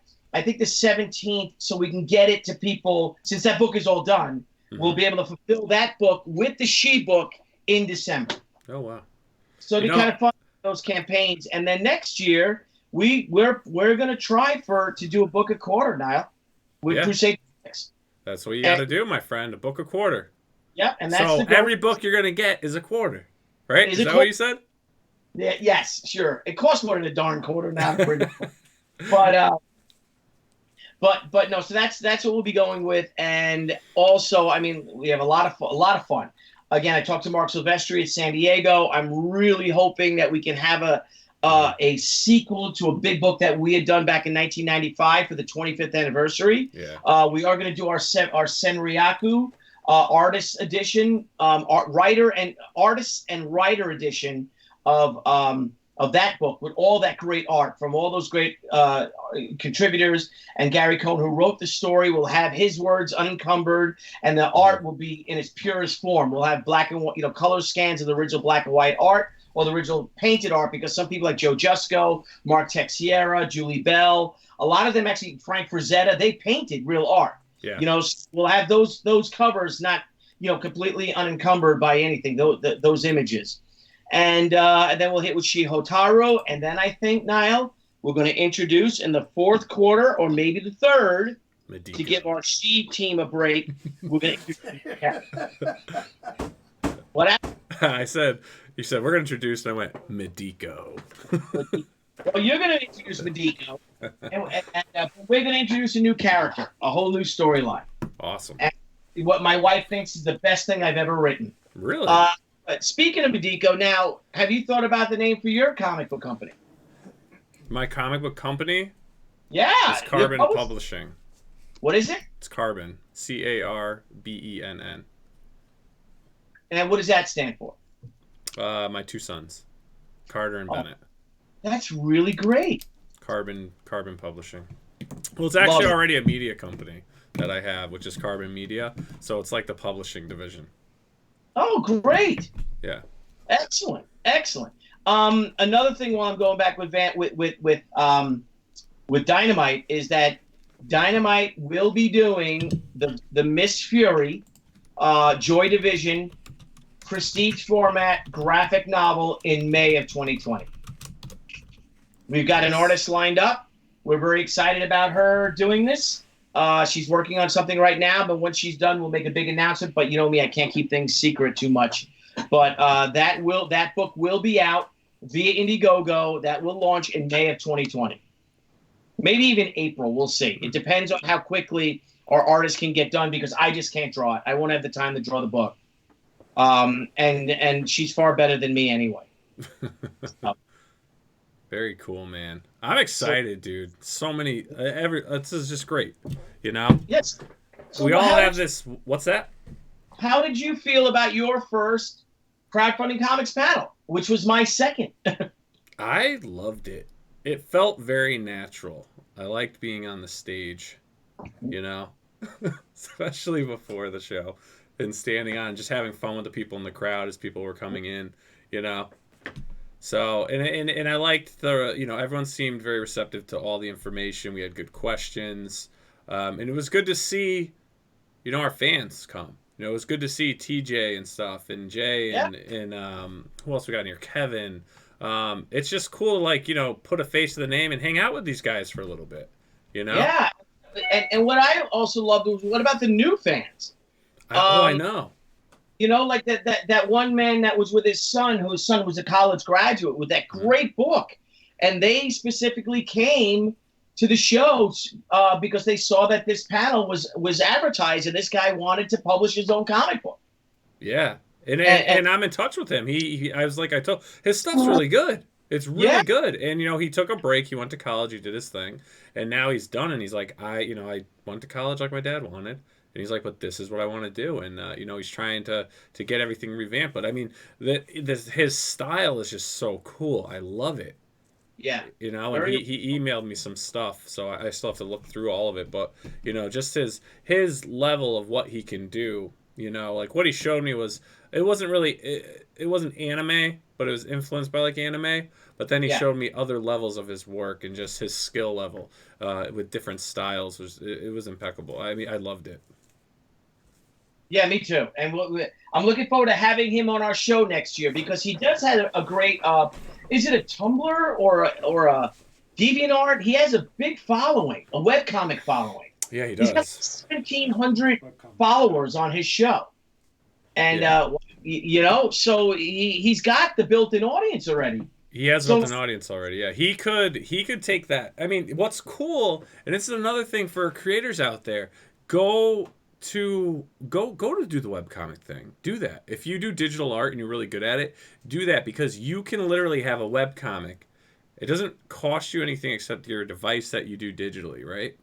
And then if that picks up, you can now take all of your digital prints or digital drawings and stuff that you have up there, your pages, and you can then actually have them printed to a book and kickstart it, or Indiegogo, and now start expanding to a different. Now you're going from digital to published, and you already have a catalog of work. And not for nothing, if you look at a lot of the beginning crowdfunding artists that, you know, solely do that, their first couple campaigns are usually their digital work that they went into publishing with. Yeah, and that's smart. It's smart. It is. You know? And that's the way to go, you know? And that's what I'm telling you. So listen to me, kids. Listen. That's what you're telling me. You hear me. You feeling me, man? I'm feeling you, brother. So interesting. Yeah. I just got a friend request from Tarpe Mills, who died in 1973, I think. No, not 1973, because she was drawn in 70. I think 1993. That's Miss Fury's creator. Yeah. But she's friends with Trina Robbins, so maybe it's a... maybe it's like a tribute page. I hope it's a tribute page, but that should be a fan page. But if Trina Robbins is friends, and she's delightful, I don't know if you ever met her, it keeps turning Tarpe into Trap. And there really is someone named Trap Mills. Trap Mills. It keeps changing. Tarpe Mills. Here we go. All right, you got some new backers on the Indiegogo. Oh, do we? Oh, great. All right, who is this? How many friends does this person have?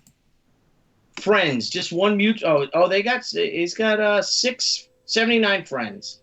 Well, if it's a fan of Tarpe Mills, so am I. So why not give June Tarpe Mills her due? There you go, my friend.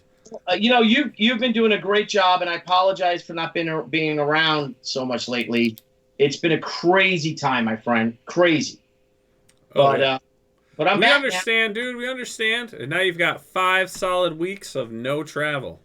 Yep, 5 solid weeks of no travel, but hitting some movies. I don't know, did you get a chance to see Once Upon a Time in Hollywood yet? No, but we're going to try to go this weekend.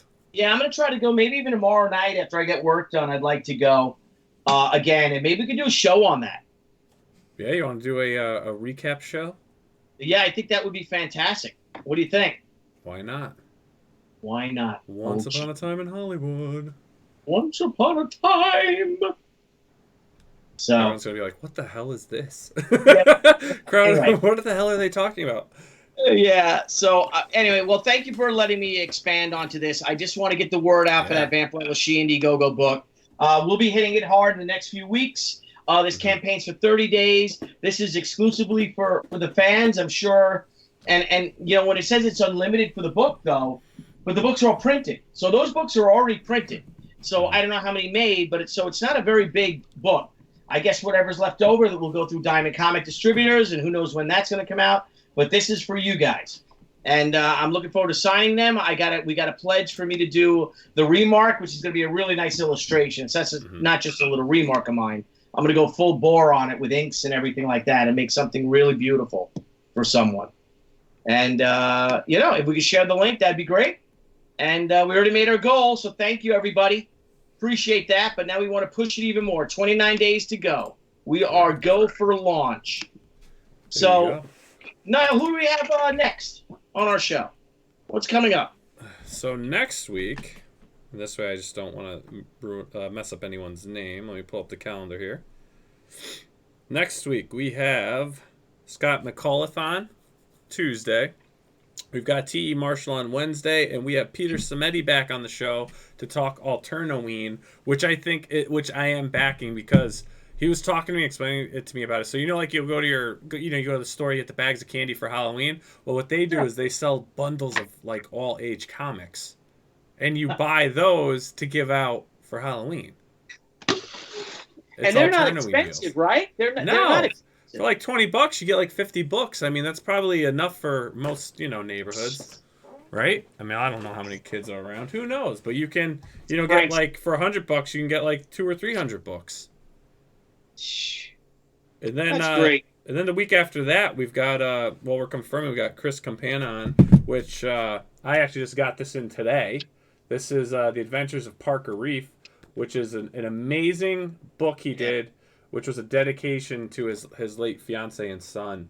And it's just this just came today. If you can purchase it, I mean, I love his art. He does such great work. He's such a nice guy. It was fun chatting with him, last weekend.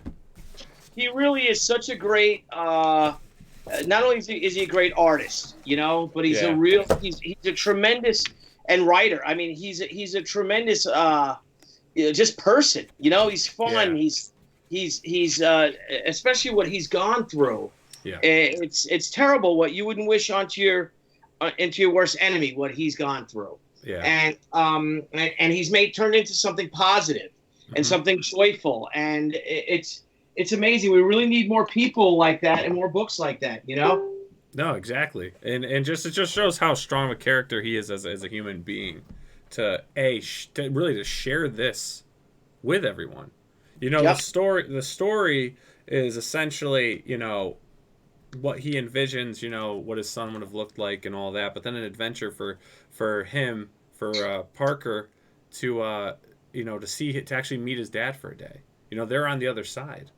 They're on the other side of life, and he wants to come and see his dad. But just the tribute that he does to his late fiance and son. It's a beautiful book. I'm so happy I backed it, and just the artwork and everything. And he actually, he has another campaign up for another project. So the week after next, we're looking to have him on. So that's gonna be a great show. Yeah, I can't wait for him. And both him and Peter are like really strong ambassadors of goodwill for this industry. Yeah. I mean, Peter was what a great panelist he was. I don't know if he'll be going on to our third official crowdfunding comics panel at Baltimore Comic-Con, but if he does, he's on it. But that's the word. We're Baltimore Comic-Con. What is it, October 22nd or something? What is it? The third? Yeah, the third weekend in October. 22nd. Right? Yep. Yeah. We will be at the Baltimore Comic-Con, and now Scala and Frank Amazing will be there as well. Yep. We'll stream live. That's our goal, is actually to stream this panel live, aren't we? Yeah, we will stream live at that one. We've got everything set up. We would have streamed live last time too, but we honestly we just forgot a cord.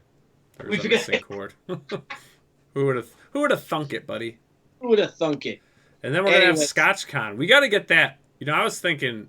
Yes. We're gonna have ScotchCon. It's gonna start off with a party bus. We gotta start selling tickets. No, we gotta stay. No, we gotta stay No? close. I get up in the morning to work. We'll do it at the. Like I said, But I know if you don't sleep, then you don't have to get up because you're already awake. You just go right to work. Well, why don't we find out where the Harveys are? If someone can find that out for us out there, where are the Harvey Awards? Not the Harvey, the Ringo Awards. Ringo Awards. Baltimore Comic Con. Mandy, you should go. You should go. Bring the family. Make a trip of it. They should. Mandy should come with her family. That would be wonderful. Blevins is going to be there. TJ James is going to be there. You know, we were chatting about that at Terrificon. Yeah, Todd. Yeah, TJ's a good dude, man. Yep. Okay, let's see. The Baltimore Comic Con. It's not Ringo. It's not saying where they are. So they're at the hotel. You'll know. You'll know when that is. Everyone will know. We'll let everybody know. The whole thing is bring a pipe, bring a cigar, and bring your own hooch. We hang out outside. It'll be a beautiful fall evening in Baltimore in the Inner Harbor. Some lovely foliage. Yeah, we'll probably get in trouble again as we always do. That should be fun. Yes, sir. So so it won't be. They haven't announced yet where they'll be. It looks like. Mm-hmm. If anyone can find that out, please let us know. You guys get a microphone closer to the guests at the crowdfunding panels. Yes, Victor. Typically, there's Yeah. I noticed that too. What's that? Yeah, Victor Rodriguez said, he goes, is there a way you guys could get a microphone closer to the guests at the crowdfunding panels? There were moments when it was difficult to hear Murat and Peter at times. Yeah, they didn't set up the audio right, so we had to slowly go off the camera at that one. But we will be good for Baltimore, because we'll be going off our mics plus the PA system. Yeah, Baltimore has a PA system. Yeah. This show didn't.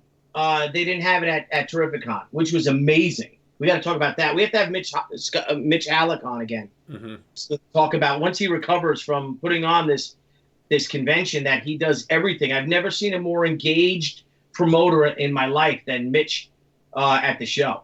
He was like a jackrabbit all over the place. Yeah, and actually, I want to give a shout out to Ryan Cardinal, who just made me think. We had to do some rearranging on some schedule stuff, and he was, awesome to work with. Ryan was originally supposed to be on tonight, but due to, certain people's schedules, deadlines, things going on, he was very accommodating, helped us out. And Ryan's going to let me know, hopefully Saturday, when he can come on the show, and we're going to make that happen for him. He's going to let us know what day is good for him, and we're going to make it happen. Sorry, Ryan. Yeah, we're sorry. And we appreciate you working with us. You are the man. So once we know, you will be on, my friend. We've got days available. Awesome. Well, anyway, I'm going to get going. Sounds good. I think I'm going to go to Taco Bell. I'm in the mood for fast food tacos. I'm going to get a family pack. I'm going to eat it. I'm just going to eat it all myself. There you go. Well, I might even go to 7-Eleven and get myself a nice big bag of Lay's potato chips. Oh, there you go. Have you ever been to a 7-Eleven in Japan? I've never been to Japan. Have you? I've never been to Japan, but I love food reviews, and I watch food reviews on YouTube. Frank Amazing's going insane right now. I sit there on YouTube and I watch these, like Eric Surf 6, these other guys, and they go to Japan and they go and test out these vending machines. And then, dude, 7-Eleven in Japan is like the best place to eat, apparently. So I told my wife, I'm like, we need to go to Japan. And I'm like, not even like a family trip. I just want to go, and I'm just going to go and eat. And I'm going to recreate all these things I watch. Awesome. I'm telling you. Amazing. All right, buddy. You have a great night. I'm going to go stuff my face with Taco Bell. Yeah, thanks to Brian Pulido. Thank you to you. Yes. Thanks to Frank Amazing. Niall, if it's okay, next week, if we can do a crowdfunding call-out, will be for my own books. So we can, get a nice push for it, get everything going. Everybody out there, please share, if you can, the Inidegogo campaign. I'd like to impress Dynamite with this book selling. And, pledge. Of course, if you can pledge, please do. And just thank you guys. I'm going to work. I got to work on some cover sketches for a new book. And it's been a heck of a couple of weeks, I got to tell you. Heck of 13 weeks. You know it's brother. back to work now. Lots of work. I can't wait. I'm pumped. There you go. And everyone's pumped to see what you're going to churn out there, young fella. Thank you, my friend. All right, everyone. Have a wonderful night, and we'll see you next week. Excellent. Let's go. We got a lot of requests, Niall. I'll talk to you after the show. And let's do this. You got it, man. And again, everyone, if you got any suggestions or whatnot, like Billy said, we're just trying to make the show better. Time slots, this and that, whatever you think, whatever you guys want to see, let us know. All right, everyone. Have a great night, Billy. All right, good night, my friend. Good night, everybody. Thank you. Bye, Facebook land, and I like the idea of having us back on Facebook. Yeah, it's good times. All right, everyone, we'll talk to you. Bye. Hey guys, thanks again for tuning into Crowdfunding Comics. We look forward to hanging out with all of our crowdfunding fans every time we go live. And don't forget to click the link below and subscribe to our channel. And there's a little bell, you may want to hit that too. This way you get all the great notifications when we go live and when we upload some awesome content. You want to follow us? Sure, go right ahead at Twitter at CrowdFundComics with an X, Instagram, Crowdfunding Comics, and Facebook at Crowdfunding Comics. Till next time, crowdfunding fans, we'll see you soon.